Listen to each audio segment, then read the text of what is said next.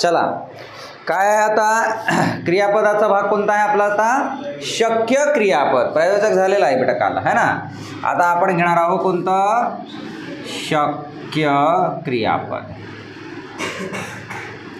क्रियापद, शक्य क्रियापद. आता शक्य क्रियापद वाक्यामध्येच त्याचं अर्थ दडून आहे. शक्य म्हणजे काय? पॉसिबिलिटी, शक्यता. आलं लक्षात? म्हणजेच की एखादा कार्य करण्यासाठी कर्ता सक्षम असेल. लक्षपूर्वक ऐका. एखादा कार्य करण्यासाठी कर्ता सक्षम असेल म्हणजे ती क्रिया करण्यासाठी कर्ता जो आहे त्याला ती क्रिया करण्याची पॉसिबिलिटी आहे असं त्या क्रियापदावरून ठरते. आलं लक्षात? म्हणजे याची जर व्याख्या तुम्ही जर लिहायचं झाली तर काय लिहाल तुम्ही? कर्त्याला एखादी क्रिया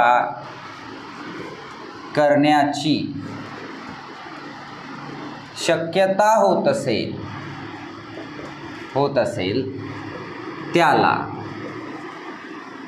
शक्य क्रियापद म्हणतात. आलं लक्षात? म्हणजे फॉर एक्झाम्पल बघा,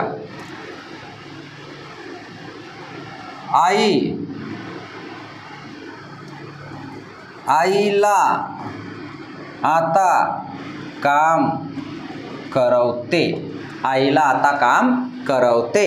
तर क्रियापदाच्या शेवटी हे वते, वतो आणि वतात याचापैकी एक प्रत्यय लागतो. लक्षात ठेवायचा. आणि काल काय होतं? वितो. आणि आज काय आहे? वतो. दोन्हीमध्ये फरक आहे हां.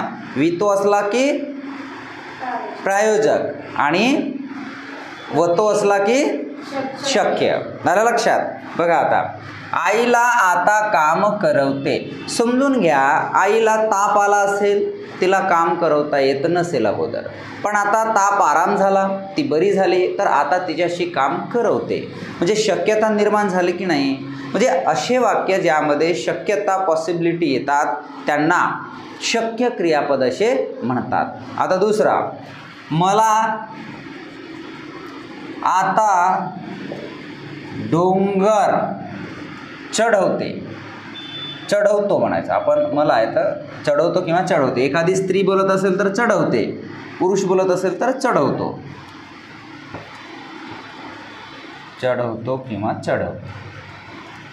आला लक्षात? मला आता डोंगर चढवतो. समजून घ्या, त्याला चढवता येत नव्हता पहिले, म्हणजे त्याचे काही पायात दुखापत असेल किंवा त्याची इच्छा नसेल किंवा काहीतरी कमजोरी असेल, पण आता तो स्ट्रॉंग झाला. आता त्याला त्या कार्याला करण्यासाठी पॉसिबिलिटी निर्माण झाली, शक्यता निर्माण झाली. तो आता तो कार्य करू शकतो असं त्याला वाटते. म्हणून ही जी पॉसिबिलिटी असते त्याला काय म्हणतात? शक्य क्रियापद. आणि शक्य क्रियापद कसे ओळखतात? शेवटी वतो, वते, वितात हे प्रत्यय येतात. समजला? दुसरा एखादा उदाहरण घेऊन घ्या अजून. मुलाला